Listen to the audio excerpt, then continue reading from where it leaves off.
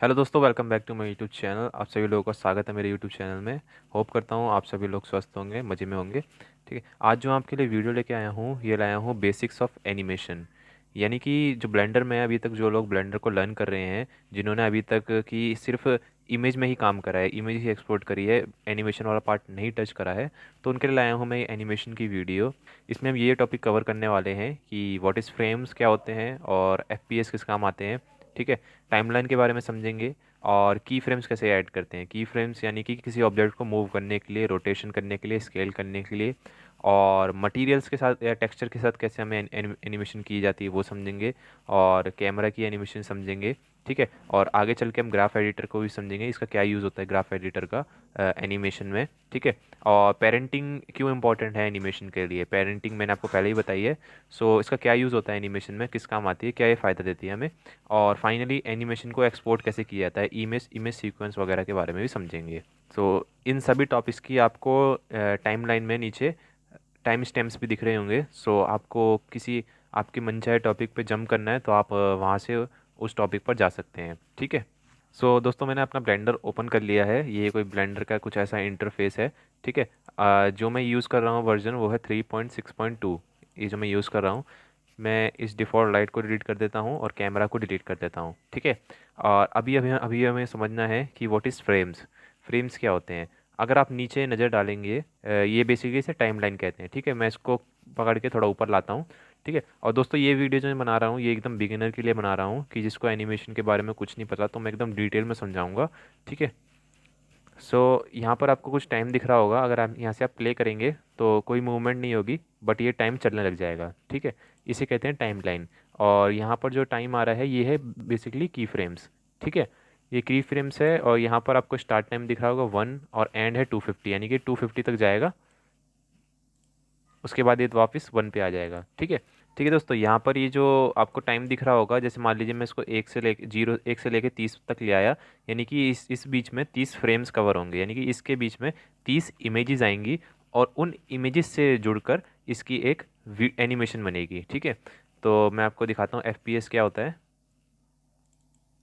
जैसा आप इस इमेज में देख सकते हैं। ठीक है, अगर मान लीजिए एफपीएस भी अलग अलग होते हैं, कि मान लीजिए आप 24 एफपीएस पर वीडियो रिकॉर्ड कर रहे हैं, 60 पर कर रहे हैं, 30 पर कर रहे हैं, और भी आगे चलकर काफ़ी एफपीएस होते हैं। ठीक है, एफपीएस का मतलब होता है, अगर मान लीजिए कोई वीडियो 24 एफपीएस पर रिकॉर्ड है, यानी कि उसके अंदर 24 फ्रेम्स है। फ्रेम्स यानी कि 24 इमेज है, जिनमें हल्की हल्की हल्की हल्की मूवमेंट हो रही है, और उन 24 इमेज से जुड़कर ये 1 सेकंड बना है। ठीक है, और अगर कोई 60 एफपीएस पर है, यानी कि उसके अंदर 60 इमेजेस है, जिनसे जुड़कर वो 1 सेकंड की वीडियो बनी है। ठीक है, और जितने ज़्यादा ही एफपीएस होंगे वीडियो के अंदर, उतनी ही ज़्यादा वीडियो स्मूथ बनती है। ठीक है, सो मैं दिखाता हूँ इसमें आपको एफपीएस कहाँ सेट करना है। सबसे पहले मैं करता क्या हूँ कि मैं अपना जो शॉर्ट व्यूअर है वो ऑन कर देता हूँ, जिससे आपको सारी शॉर्ट की यहाँ पर शो होगी। ठीक है, अभी हम जाएंगे अपनी आउटपुट प्रॉपर्टीज़ में। आउटपुट प्रॉपर्टीज़ में आप क्लिक करेंगे तो यहाँ पर आपको रेजोल्यूशन के नीचे फ्रेम रेट दिखेगा। ये बाय डिफ़ॉल्ट 24 पर सेट होता है। ठीक है, तो इसको हम अभी 24 से हटा के 30 कर देते हैं। ठीक है, जो बाकी जो जितनी भी बेसिक्स वीडियो होती है आपके फ़ोन में, जो अगर आप वीडियो रिकॉर्डिंग भी करोगे, या अधिकतर जगह पे आपको 30 एफपीएस की ही वीडियो दिखेगी। ठीक है, तो अभी हम 30 एफपीएस इसको लेके चलते हैं। अब हमने इसको 30 एफपीएस सेट करा है, यानी 30 फ्रेम पर सेकंड, यानी कि 1 सेकंड में 30 फ्रेम्स होंगे इसके अंदर, ब्लेंडर के अंदर। ठीक है, यानी कि अगर ये 1 से लेके 30 तक आती है, तो इस बीच में 1 सेकंड की वीडियो है ये। ठीक है, 60 तक जाती है तो ये 2 सेकंड हुए। ओके, सो ये था दोस्तों एफपीएस। एफपीएस यूज़ होता है, आप जो भी एफपीएस चाहें वो आप सेट कर सकते हैं, 60, 120, 240, जितना भी आपको सही लगे।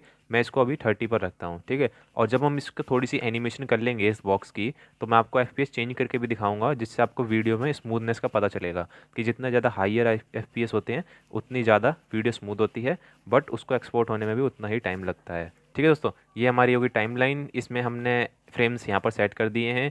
ये है स्टार्ट टाइम, ये है एंड टाइम, यहाँ पे आप सेट कर सकते हैं। बाकी आपको यहाँ पर बीच में कुछ बटन्स दिख रहे होंगे।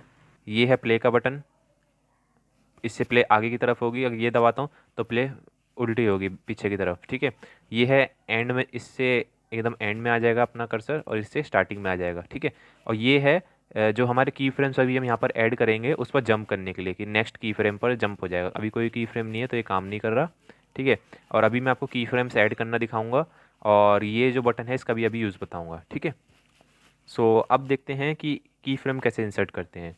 जब भी हमें ब्लेंडर में किसी भी ऑब्जेक्ट की एनिमेशन बनानी है या उसे मूव कराना है, जैसे ये मान लीजिए ब्लॉक है, मैं इसको चाहता हूँ यहाँ पर आ जाए, तो इसके लिए हमें की फ्रेम्स ऐड करने पड़ेंगे, ठीक है। सो की फ्रेम्स क्या होते हैं, की फ्रेम कैसे ऐड करते हैं मैं आपको बताता हूँ, ठीक है। सबसे पहले मैं इसको जी दबाकर जेड डायरेक्शन में थोड़ा ऊपर ले आता हूँ, यहाँ पर इसके बराबर, फ्लोर के बराबर। मैं ऑब्जेक्ट को सिलेक्ट करके एन प्रेस करता हूँ और आइटम में जाकर आप देख सकते हैं ट्रांसफॉर्म वैल्यू, इसकी सारी वैल्यू आएगी, लोकेशन, रोटेशन, स्केल और डायमेंशन, ठीक है।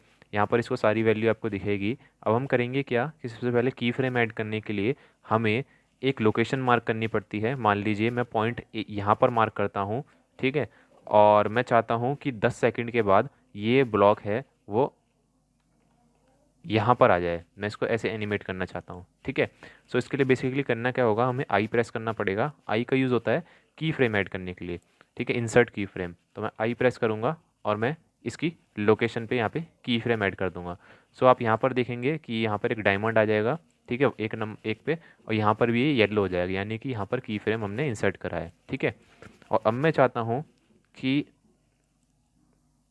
40 फ्रेम्स के बाद, पहले मैं इसको फ्रेम्स सेट करूँगा कि 40 फ्रेम्स बाद, और अब इसकी लोकेशन सेट करूँगा कि जी दबाकर मैं इसको वाई डायरेक्शन में आगे लाऊंगा, ठीक है, और इसको मैं 10 पर ले आऊँगा, 10 मीटर, ठीक है। मैं चाहता हूँ कि जब ये 1 से लेके 40 तक आए तो ये ब्लॉक यहाँ से हटकर वाई डायरेक्शन में 10 मीटर्स आगे चले जाए। तो मैं अब यहाँ पर लाकर आई प्रेस करूँगा और इसकी लोकेशन में की फ्रेम कर दूंगा जो यहाँ से येलो हो जाएगी, ठीक है। अब हम जाते हैं स्टार्टिंग में इस बटन से। अब मैं एंड एंड या तो आप शिफ्ट दबा सकते हैं या फिर यहाँ से प्ले कर सकते हैं। तो जैसे ही आप प्ले करेंगे सो आपको दिखेगी एनिमेशन कि हमारा जो ब्लॉक है वो 40 फ्रेम्स में यहाँ से यहाँ तक आ जाएगा हमारा ब्लॉक, ठीक है। सो ये था दोस्तों की फ्रेम्स ऐड करने के लिए। अब इसमें आप और भी चीज़ें कर सकते हैं। मान लीजिए मैं चाहता हूँ 40 पे आने के बाद अगले 40 से 60 में यह एक्स डायरेक्शन में जाए, इधर एक्स डायरेक्शन में जाए, कितना जाए, मैं इसको -5 कर देता हूँ, ठीक है, ये इतना जाए। यहाँ पर इसको मैंने रख दिया, मैं आई दबाऊँगा, लोकेशन कर दूंगा। अब मैं इसको स्टार्टिंग से प्ले करता हूँ। सो ये अब ऐसे आएगा, फिर ये ऐसे जाएगा, ठीक है।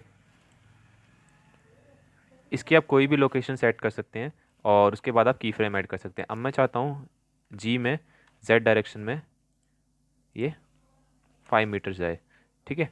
यहाँ पर जाकर मैं आई प्रेस करके इसकी लोकेशन के की फ्रेम ऐड कर दूंगा, यहाँ पे आपको दिख रहा होगा। सो अगेन हम स्टार्टिंग से प्ले करेंगे, ये ऐसे आएगा, ऐसे जाएगा, फिर ये जेड डायरेक्शन में आएगा। जैसे भी आप इसमें की फ्रेम्स ऐड करेंगे उसी तरीके से ये मूव करेगा, ठीक है। सो दोस्तों ये था लोकेशन का की फ्रेम, कि हम किसी किसी ऑब्जेक्ट की लोकेशन को कैसे हम एनिमेट करें, ठीक है। सो इसमें आप कोई भी मैनिपुलेट कर सकते हैं किसी भी लोकेशन में। मैं मान लीजिए अब मैं चाहता हूँ कि यहाँ से डायरेक्ट इस सेंटर में आ जाए, तो मैं करूँगा क्या कि 100 पे जाकर मैं चाहता हूँ 100 पर ये सेंटर में आ जाए। सो मैं इन तीनों को, मैं एक्स में इसको ज़ीरो कर दूंगा, ठीक है, वाई में भी इसको ज़ीरो कर दूंगा, ठीक है, और जो जेड डायरेक्शन में ये जो 5 हो रखा है इसको भी मैं ज़ीरो कर दूंगा, ठीक है। सो ये जो इसकी कर्सर की लोकेशन है वहाँ पर आ जाएगा और मैं आई दबाकर लोकेशन का की फ्रेम ऐड कर दूंगा, ठीक है। सो मैं शुरू से प्ले करता हूँ, ये ऐसे जाएगा, ऐसे जाएगा, ऊपर जाकर ये वापस वहीं पर आ जाएगा, ठीक है। सो ऐसे आप लोकेशन का की फ्रेम ऐड कर सकते हैं, ठीक है। ठीक है दोस्तों, अब चलकर समझते हैं रोटेशन को। रोटेशन को देने के लिए अभी हम सबसे पहले एक आई दबाकर की फ्रेम ऐड करेंगे रोटेशन का, यानी कि इसकी जो डिफ़ॉल्ट रोटेशन है वो यहाँ पर लॉक हो गई, ठीक है। 130 पर आने के बाद ये रोटेट होगा जेड डायरेक्शन में।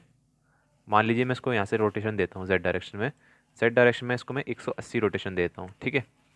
ये देने के बाद मैं आई दबाकर इसको रोटेशन कर देता हूँ। सो अब ये 110 से 130 के बीच में 180 डिग्री रोटेट होगा जेड डायरेक्शन में, ठीक है। तो इस प्रकार से ये जेड डायरेक्शन में रोटेट होगा। सो अब आप चाहते हैं कि मैं चाहता हूँ कि ये 150 पे आने के बाद सो ये रोटेट हो, मैं चाहता हूँ वाई डायरेक्शन में ये 90 रोटेट हो, तो मैं इसको 90 लिख दूंगा यहाँ पर और आई दबाकर रोटेशन का की फ्रेम लगा दूंगा। सो अब ये 110 से 130 के बीच में जेड में रोटेट होगा, फिर ये वाई में रोटेट होगा 90 डिग्री, ठीक है। Z हो गया, Y हो गया, तो इसी प्रकार से आप X में भी इसको रोटेट कर सकते हैं। मैं 170 पे लाकर X में इसको रोटेशन देता हूँ 360, यानी कि पूरा राउंड पूरे चक्कर लगाएगा ये। और मैं I दबाकर रोटेशन का की फ्रेम लगा देता हूँ। सो ये ऐसे घूमेगा, फिर ऐसे, फिर ये पूरा 360 डिग्री घूमेगा। ठीक है दोस्तों। सो ये अभी तक हमने एनिमेट करा है इसको इतना।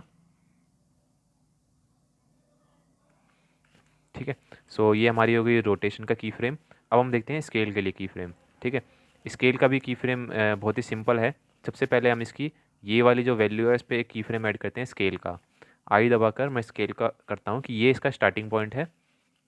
अब 200 पे आने के बाद ये स्केल होगा, सॉरी मैं यहाँ से करता हूँ, ये स्केल हो जाएगा z डायरेक्शन में 2, यानी z डायरेक्शन में दुगना स्केल हो जाएगा ये। तो मैं आई दबाकर स्केल का लगा देता हूँ। ठीक है। सो ये कुछ ऐसे होगा,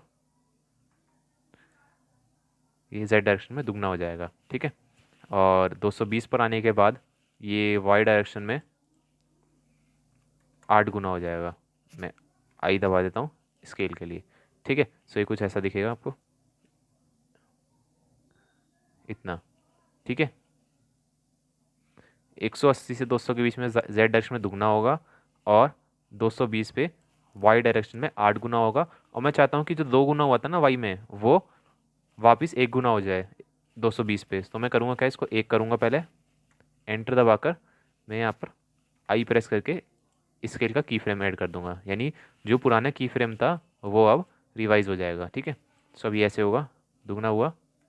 ठीक है। ये यहाँ पर दुगना हुआ, और यहाँ पर वापस ये तो 8 गुना हुआ, लेकिन साथ साथ में z भी वापस 1 पर आ गया। ठीक है दोस्तों। और 240 में मैं चाहता हूँ कि ये x में 4 गुना हो जाए। मैं 4 लिख कर आई दबाकर एक स्केल का की फ्रेम ऐड कर दूंगा, तो ये कुछ ऐसा चलेगा।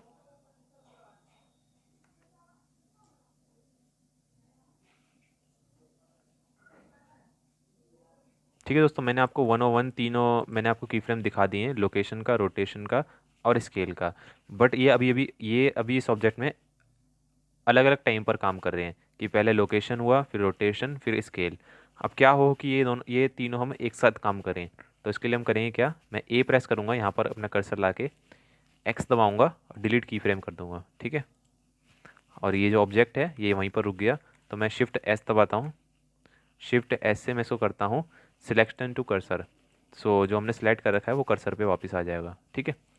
अब हम करेंगे क्या, इसको हम तीनों एक साथ इसकी हम जो लोकेशन है, रोटेशन है, स्केल है, वो हम तीनों एक साथ इसकी करेंगे। ठीक है। सो इसके लिए मैं करूँगा क्या, सबसे पहले इसको जो बेसिक स्टार्टिंग पॉइंट है वहाँ पर एक की फ्रेम ऐड करूँगा।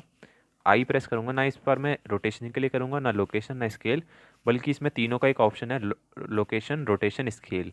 ये आप तब चूज़ करें जब आपको तीनों में मैनिपुलेशन करनी हो, जब आपको लोकेशन भी में भी एनिमेट करना है, स्केल में भी करना है और रोटेशन में भी, तब आप करें। ठीक है। सो अब मैं लोकेशन, रोटेशन और स्केल में तीनों के लिए की फ्रेम ऐड करूँगा। ये इस बेसिक लोकेशन पे यहाँ पर आप देखेंगे येलो हो गया। ठीक है। अब मैं चाहता हूँ कि 40 में आने के बाद इसकी जो लोकेशन है वो वाई डायरेक्शन में हो जाए 5, यानी यहाँ पर आ जाए, सॉरी ज़्यादा पास है, 10 करता हूँ इसको मैं। ठीक है।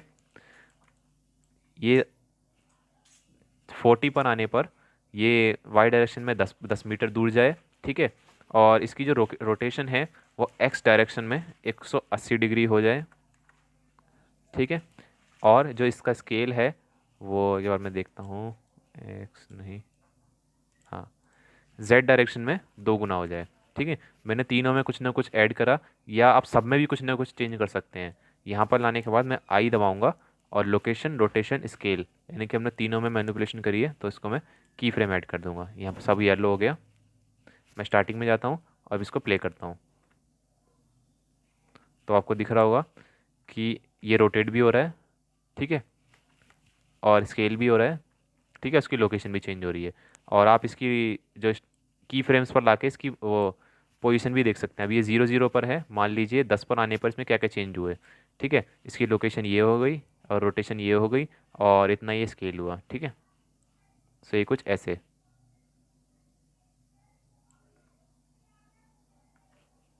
ऑलराइट दोस्तों, इससे हम किसी भी ऑब्जेक्ट को की एनिमेशन बना सकते हैं। ठीक है, सो ये हो गया ऐसे। अब मान लीजिए मैं चाहता हूँ कि 80 पर आने पर ये वापस इसकी डिफ़ॉल्ट लोकेशन पे आ जाए। सो मैं यहाँ पर क्या करूँगा, ज़ीरो करूँगा, फिर ज़ीरो करूँगा और इसको 1 करूँगा और आई दबाकर लोकेशन रोटेशन स्केल करूँगा। ठीक है, सो इससे होगा कि ये ऐसे आएगा, फिर ये ऐसे आएगा। बट इसके सिंपली एक और तरीका बताता हूँ मैं आपको। ठीक है, अब ये यहाँ पर है, यहाँ पर देखिए कोई की फ्रेम नहीं, मैंने कंट्रोल Z कर दिया है। मैं करूँगा क्या कि ये जो फर्स्ट वाला जो इसकी डिफ़ॉल्ट लोकेशन है जहाँ पे मैं चाहता हूँ वापस आए, उसको मैं ऐसे सिलेक्ट करूँगा लेफ़्ट क्लिक से, शिफ्ट D करूँगा डुप्लीकेट करने के लिए और इसको 80 पर ला कर रख दूँगा। ठीक है, अब मैं इसको प्ले करता हूँ स्टार्टिंग से। सो ऐसे आप की फ्रेम्स को डुप्लीकेट भी कर सकते हैं। ठीक है, ठीक है दोस्तों, ये थी बेसिक एनिमेशन। बट जैसा आप देखते होंगे कि एनिमेटेड मूवी सीरीज़ में देखते होंगे, तो उस टाइप के एनिमेशन के लिए आपको इसकी प्रैक्टिस करनी पड़ेगी काफ़ी ज़्यादा।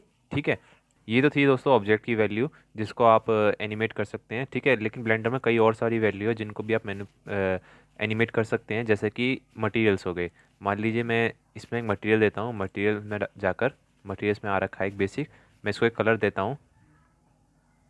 मान लीजिए मैंने रेड कलर दिया। ठीक है, अब मैं मटेरियल प्रीव्यू में जाता हूँ।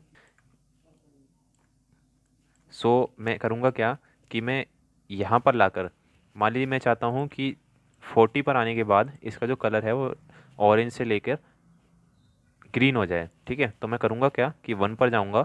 सबसे पहले मैं करूँगा क्या कि यहाँ पर आपको बेस कलर के आगे जिस भी वैल्यू को आप मैनिपुलेट करना चाहते हैं उसके आगे आपको ये डॉट दिख रहा होगा। यहाँ पर जाकर मैं इस पर क्लिक कर दूंगा तो यहाँ पर देखेंगे आप एक की फ्रेम आ गया है। ठीक है, या फिर आप ये भी नहीं करना चाहते तो इस पर लाकर होवर लाकर आई प्रेस कर दीजिए, इस पर की फ्रेम ऐड हो जाएगा। ठीक है, मैं चाहता हूँ कि 40 पर आने पर इसका जो कलर है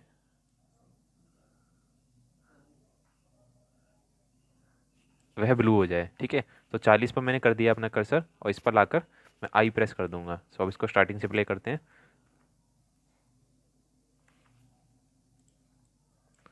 ठीक है दोस्तों, आपको दिख रहा होगा। और मैं एक बार इसमें लाइट ऐड करता हूँ।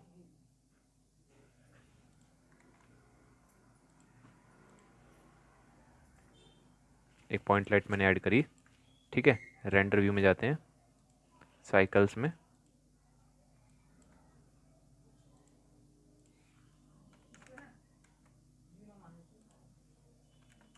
मैं लाइट की स्ट्रेंथ बढ़ा देता हूँ। ठीक है, सो ये हमारी लाइट हो गई। अभी हमने क्या करा है, हमने सिर्फ से कलर में एनिमेट करा है कलर को। ठीक है, अब मैं चाहता हूँ कि 40 पर आते आते वापस जाऊँगा, मैं वापस 1 पर जाऊँगा। ठीक है, अब मैं चाहता हूँ इसकी जो रफनेस है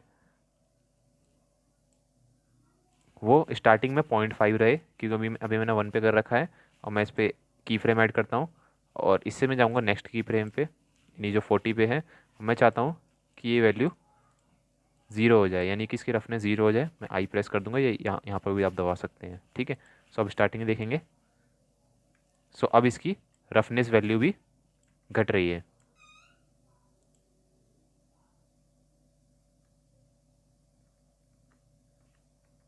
ये देखिए,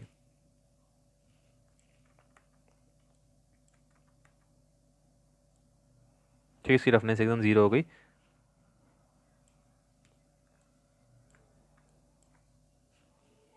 सो ऑलरेडी दोस्तों ऐसे ना आप किसी भी जितने भी आपको मटेरियल्स दिख रहे हैं जिनके सामने आपको ये दिख रहा है, वो सारी वैल्यू को आप मैनिपुलेट कर सकते हैं। ठीक है, मेटेलिक को भी आप मैनिपुलेट कर सकते हैं। स्टार्टिंग में नॉन मेटेलिक रहेगा, फिर ये आगे चल के मेटेलिक हो जाएगा, इसे भी आप मैनिपुलेट कर सकते हैं। ठीक है, मैं ए प्रेस करके एक्स दबाकर इसको पूरा डिलीट कर देता हूँ। ठीक है, और वापस से मैं मटेरियल प्रीव्यू में आ जाता हूँ। ठीक है, अब मैं आपको बता दूँ कैमरा। कैमरा मैं शिफ्ट ए दबाकर कैमरा ऐड करता हूँ यहाँ पर। ठीक है, कैमरा अगर आप देखेंगे तो ये ऐड हुआ है यहाँ पर। मैं जी दबाकर एक्स में पीछे लाता हूँ इसको। ठीक है, यहाँ पर मैं अपना कैमरा व्यू चला देता हूँ, इसको मैं 3D व्यू पोर्ट करता हूँ, ज़ीरो प्रेस करता हूँ, अपना मेरा कैमरा अपना यहाँ पर दिखेगा। ठीक है,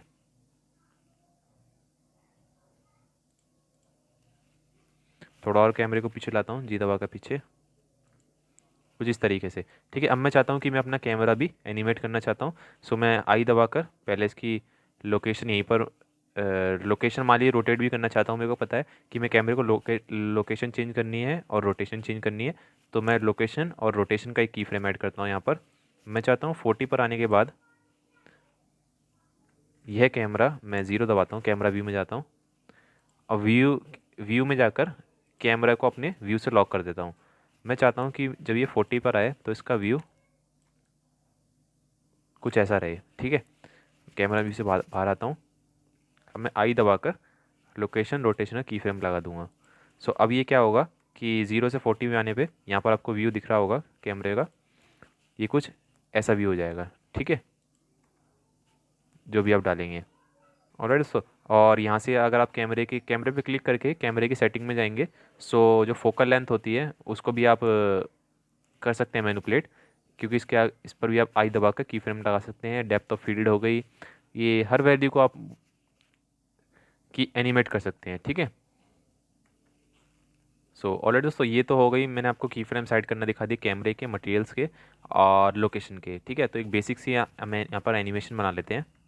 सो अब हम करेंगे क्या, सबसे पहले हम इसके लोकेशन में कुछ करेंगे, लोकेशन को एनिमेट करेंगे। सबसे पहले मैं इसको जी दबाकर राइट में ले जाता हूँ, आई दबाकर लोकेशन रोटेशन स्केल दबाऊँगा, ठीक है।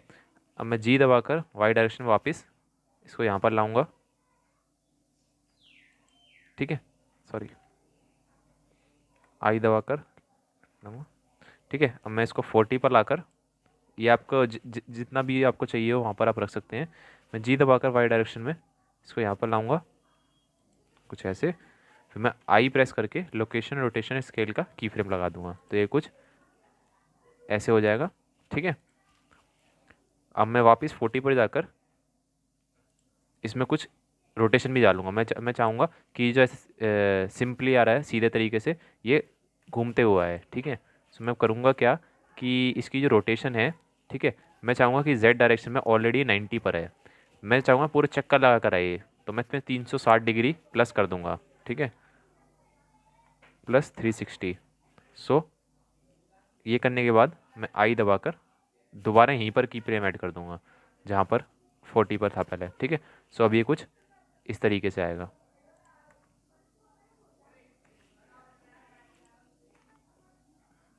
ठीक है।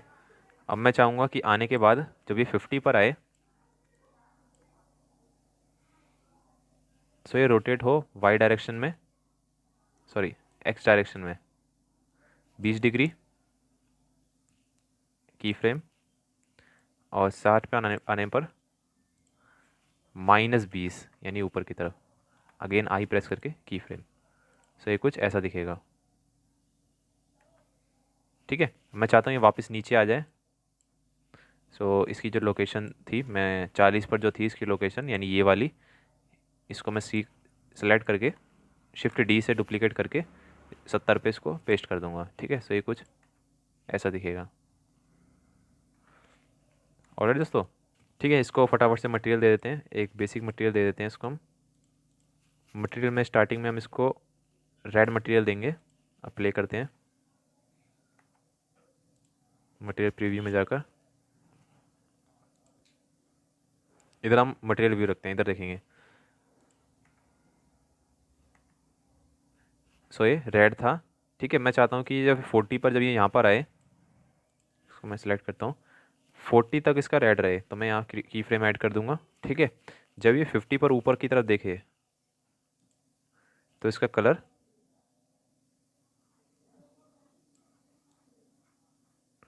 कुछ डार्क ग्रीन हो जाए, ठीक है। मैं 50 पर लाकर आई प्रेस कर दूंगा, ठीक है। और मैं चाहूँगा 60 पर जब ये देखे तो इसका कलर डार्क ब्लू हो जाए, मैं अगेन आई प्रेस कर दूंगा या इसको दबा दूंगा, ठीक है। बट जब ये 70 को देखे, 70 पे, तो इसका जो 40 पे कलर था, 70 वाले को मैं वापस डिलीट कर दूंगा, 40 वाले को शिफ्ट डी करके 70 पे ले आऊँगा अगेन, क्योंकि इसमें कलर की वैल्यू भी है, ठीक है। अब मैं इसको इधर आप देखिएगा ऐसे, ठीक है। इससे हमने कलर को भी एनिमेट कर लिया, ठीक है। और अब चलिए थोड़ा कैमरे को भी एनिमेट कर देते हैं। मैं कैमरे को सेलेक्ट करके आई प्रेस करके लोकेशन रोटेशन स्केल का पूरा डाल देता हूँ, कोई दिक्कत नहीं है। ठीक है, 100 पे मैं चाहूँगा कि ये जो कैमरा है, व्यू में जाकर पहले लॉक करता हूँ।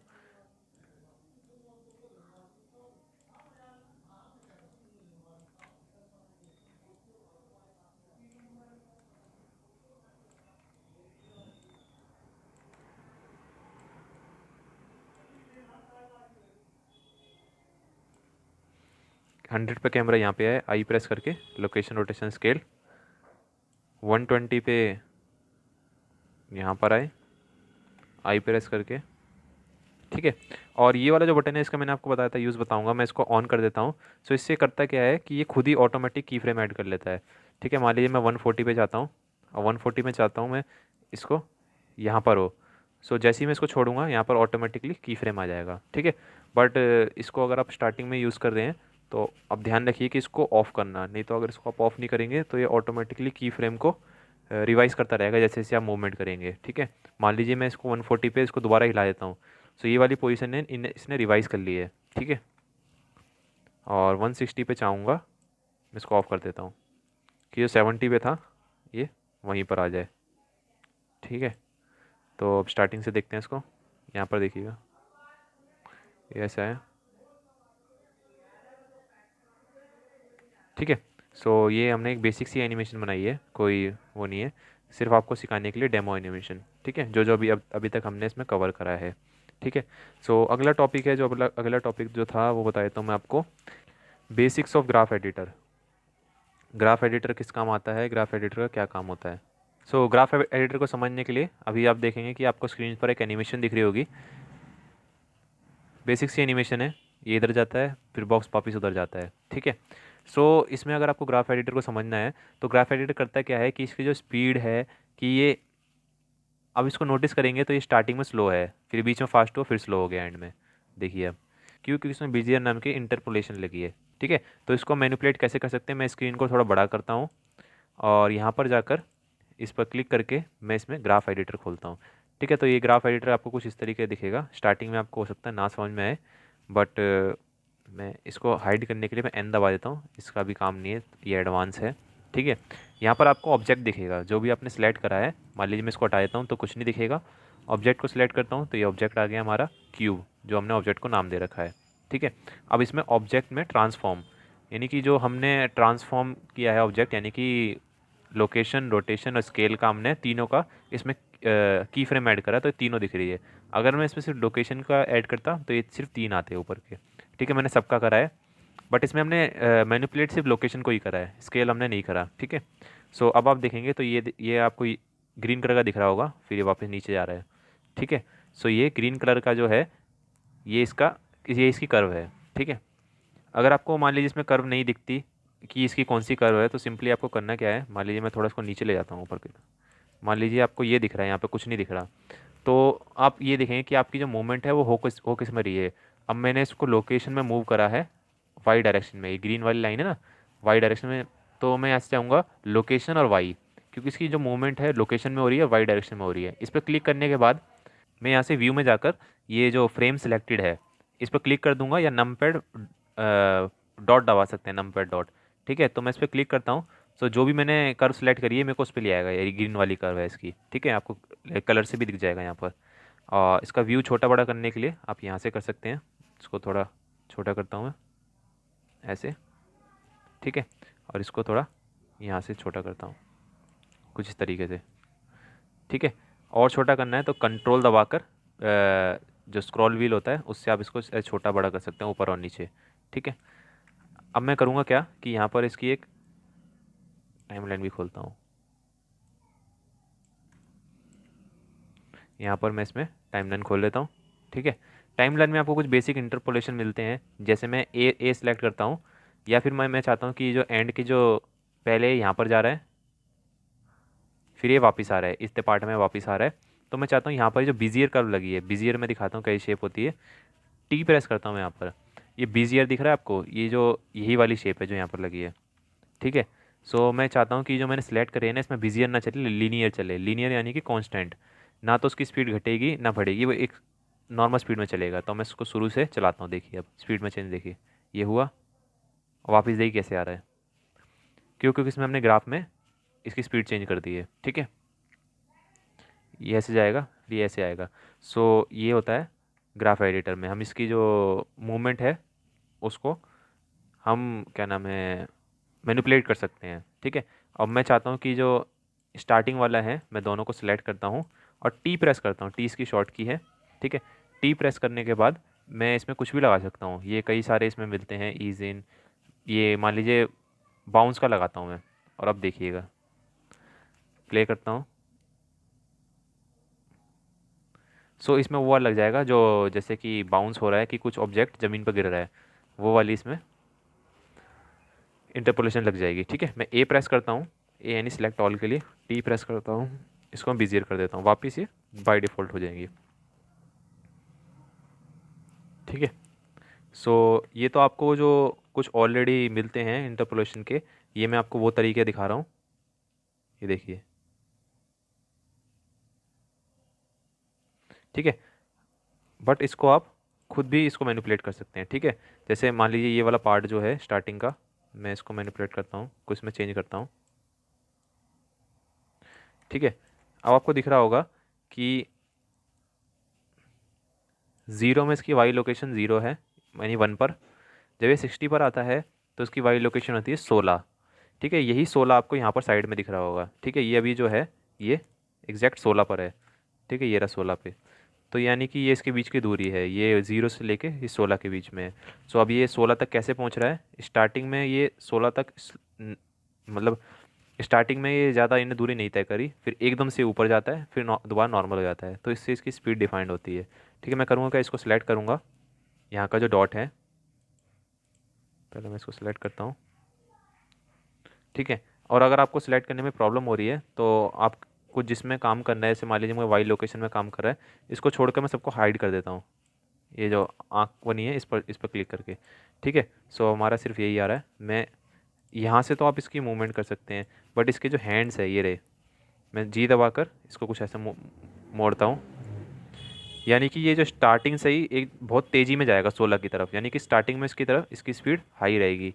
ठीक है, ये देखिए ये ऐसे गया, बाद में बिजियर बन जाएगा। ठीक है, अब मान लीजिए मैं इसको सेलेक्ट करके जी दबाकर इसको नीचे लाता हूँ, बट इसके साथ साथ यहाँ का भी ये कर्व हिल रहा है। ठीक है, सो देखेंगे मैं इसको मान नीचे ला जाता हूँ, लेकिन जिसकी वजह से ऊपर जा रहा है इसका कर्व। अगर मैं नहीं चाहता तो मैं क्या करूँगा, वी दबाऊँगा, वी से मैं इसको फ्री कर दूंगा, यानी कि अब ये वाला पार्ट और ये वाला पार्ट अलग अलग फ्री हो गए हैं। अब मैं जी दबाकर इसको भी नीचे ले आऊँगा ऐसे। अब आप इसके देखेंगे तो ये कुछ ऐसे मूव होगा। ठीक है, सो इसमें दोस्तों आपको प्रैक्टिस करनी है। ठीक है, मैं ए दबा दूंगा, टी दबाकर इसको लीनियर भी कर सकता हूँ, या फिर वापस जो बाई डिफ़ॉल्ट था। ठीक है दोस्तों, तो इसमें आप प्रैक्टिस करेंगे तो आप ये भी मैनिपुलेशन सीख जाएंगे कि कर्व से कैसे मैनिपुलेट किया जाता है। वापस मैं इसको इस वाले पॉइंट को पकड़ के जी दबाकर इसको वही कर देता हूँ जैसे ये कुछ था। एग्जैक्ट तो नहीं हो पाएगा लेकिन कोशिश करता हूँ। इसमें भी हम वही वाली की यूज़ करते हैं, जी दबा कर ग्रैब करने के लिए, एक्स डायरेक्शन ये हो गई, वाई डायरेक्शन ये हो गई। ठीक है, सो आप ये भी यूज़ कर सकते हैं। सो मैं इसको करीब करीब इतना कर देता हूँ,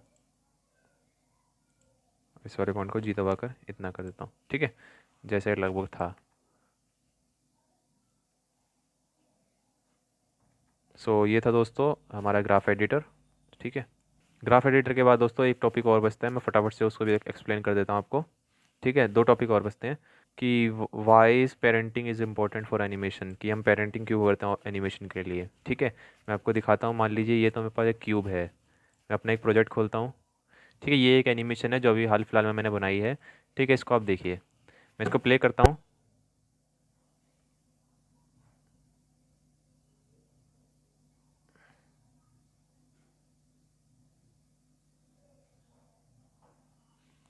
ठीक है, ये जो एनिमेशन है, अब हम हमारा जो टॉपिक जो इसमें एक्सप्लेन करना है कि पेरेंटिंग क्यों इम्पोर्टेंट है। ठीक है, इस पर जो सारी की सारी एनिमेशन जो हुई है वो इस बॉक्स पर हुई है, ये वाला बॉक्स, सॉरी ये जो एम्प्टी बॉक्स आपको दिख रहा होगा, ये बॉक्स। और बाकी इसके अंदर 104 की जितनी भी कीज़ होती हैं कीबोर्ड में, वो सारी कीज़ हैं, ये लोगो है, पीछे के जो भी स्टफ़ होता है सब कुछ है इसमें। ठीक है, बट इसमें हमने इसको पेरेंट बना रखा है। जो इसकी कीबोर्ड की बॉडी है, ये पेरेंट है इन सब की, यानी कीज़ की, ये जो की हो गई, ये लोगो हो गया, इन सब की पेरेंट है ये बॉडी। ठीक है, बट इस बॉडी को हम एनिमेट नहीं करते, इस पर एक एम्प्टी ऐड करके हमने इसको एनिमेट किया है। ठीक है, जिससे कि होता क्या है कि पूरी पूरी बॉडी पेरेंट के साथ मूव करती है। ठीक है, जिसके लिए हमें जैसे कीज़ हो गई, और इसको अगर मान लीजिए मैं स्केल करता हूँ तो इसके साथ ही ये स्केल होगी, सब कुछ मूवमेंट जो स्केल है, रोटेशन है और लोकेशन में चेंज आता है, वो पेरेंट के अकॉर्डिंग ही इसमें होगा। तो इसलिए हम इस पेरेंटिंग यूज़ करते हैं। तो आप अगर आपके पास कोई ऑब्जेक्ट है या फिर कुछ भी है, उसको आपको एनिमेट करना है, सबसे पहले उसका एक पेरेंट बनाइए। यानी कि सारे ऑब्जेक्ट को सिलेक्ट करके किसी एक जो मान लीजिए आपका कैरेक्टर है या फिर कोई प्रोडक्ट है, उसका जो मेन जो बॉडी पार्ट है, जो बड़ा पार्ट है, उसको पेरेंट बना दीजिए। फिर एक एम्प्टी ऐड करिए उस पर, उसको पेरेंट बनाइए, उस पर सारी एनिमेशन कीजिए। ठीक है, जिसकी वजह से पूरी आपकी एनिमेशन स्मूथ चलेगी। ठीक है, मान लीजिए रोटेशन है, स्केल है, सो इसमें कोई प्रॉब्लम नहीं आएगी। ठीक है, अब बात आती है कि इसकी एक्सपोर्ट कैसे करें। ठीक है, एक्सपोर्ट करने के लिए आपको जो टाइमलाइन है यहाँ पर आपको दिख रही होगी, ये हमारी टाइमलाइन है, यहाँ से स्टार्ट है। ठीक है, एक्सपोर्ट करने के लिए आप ये सेटिंग तो बाय डिफ़ॉल्ट जैसी है, आप सेट कर सकते हैं। इसमें जो मेन सेटिंग होती है वो होती है यहाँ पर। ठीक है, कि ये तो हमारा रेजोल्यूशन हो गया और ये 30 FPS पे है। सो यहाँ से आप FPS तो पहले ही सेट करके इसको वीडियो बनाएंगे। ठीक है, उसके बाद जो आउटपुट प्रॉपर्टीज़ है, यहाँ पर आप करेंगे क्या कि फ़ाइल फॉर्मेट में जाकर आप इसमें अगर आपको वीडियो एक्सपोर्ट करनी है तो FFmpeg वीडियो सेलेक्ट कर सकते हैं। ठीक है, बट इसकी एक प्रॉब्लम है कि ये जो वीडियो है, मान लीजिए इसमें 300 बताता हूँ, 363 से स्टार्ट है 700 तक, यानी करीब करीब इसमें 350 फ्रेम है। ठीक है, और मान लीजिए एक फ्रेम को एक्सपोर्ट होने में लग रहे हैं 8 मिनट, तो 350 को आप जोड़ेंगे तो कई घंटे लगेंगे। और मान लीजिए उस बीच में अगर आप वीडियो में एक्सपोर्ट कर रहे हैं तो आपके पीसी में कोई दिक्कत आई, या ब्लेंडर क्रैश हो गया, या लाइट चली गई, कुछ भी XYZ रीज़न हुआ, तो पूरी की पूरी इतनी वीडियो थी वो सारी आपकी चली जाएगी। यानी आपको स्टार्टिंग से करना पड़ेगा उतने ही घंटे के लिए। ठीक है, तो इसके सॉल्यूशन है, मैं आपको बताता हूँ कि आप FFmpeg की जगह PNG या JPG में, यानी इमेज में एक्सपोर्ट करें इसको। ठीक है, उसके लिए आप यहाँ पर एक फ़ोल्डर सेलेक्ट कर लीजिए, इसका एक फ़ोल्डर बना लीजिए। ठीक है, फ़ोल्डर बनाने के बाद इसमें PNG सेलेक्ट कर लिए, बाकी ये कलर डेप्थ वगैरह जो ये सेलेक्ट कर लीजिए आप।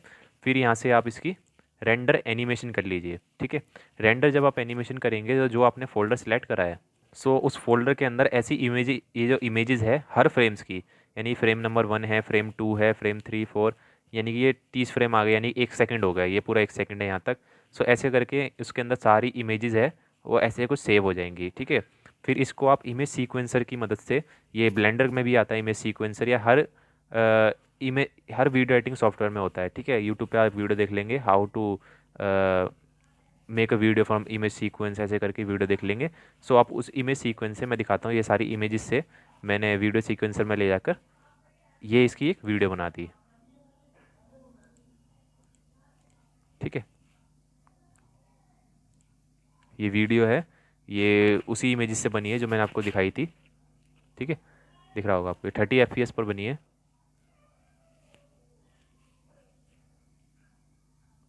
सो ऐसे करके आप इमेज सीक्वेंस से ये सारी इमेजेस को ले जाकर वीडियो बना सकते हैं। मैं जो यूज़ करता हूँ शॉर्टकट ऐप यूज़ करता हूँ, फ्री है। सो मैं इसमें जाकर ये वीडियो बनाता हूँ। ये पहली एनिमेशन होगी, अभी कीबोर्ड की एक और एनिमेशन चल रही है जो कि कुछ ही दिन में मैं अपलोड करूँगा इंस्टाग्राम पर और यूट्यूब पर। इसमें करीब 350 से ज़्यादा फ्रेम्स है, तो काफ़ी टाइम लग रहा है। ठीक है, और हर फ्रेम का रेजोल्यूशन 1920x1920 है, फुल HD है, और एक एक इमेज 18-18 MB की हो रही है। ठीक है, दिखा, हाई क्वालिटी में इमेज है, सो इसलिए टाइम लग रहा है। सो कुछ ही दिन में अपलोड करूँगा। तो दोस्तों, ये थी हमारी आज की बेसिक्स ऑफ एनिमेशन की वीडियो। ठीक है, इसमें हमने ये सारे सारे टॉपिक कवर करे हैं। तो आप मेरे को बताइए वीडियो आपको कैसी लगी, इसमें कमेंट ज़रूर कर दीजिएगा अगर आपको कोई डाउट हो तो।